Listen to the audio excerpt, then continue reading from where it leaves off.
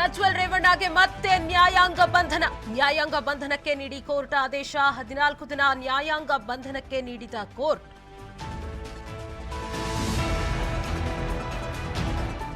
ಮೃತ ರೇಣುಕಾಸ್ವಾಮಿ ಮನೆಗೆ ಪರಮೇಶ್ವರ್ ಭೇಟಿ. ಮೃತನ ಕುಟುಂಬಸ್ಥರಿಗೆ ಗೃಹ ಸಚಿವರಿಂದ ಸಾಂತ್ವನ. ಸೂಕ್ತ ತನಿಖೆ ಮಾಡಿಸುವಂತೆ ಕುಟುಂಬದ ಮನವಿ.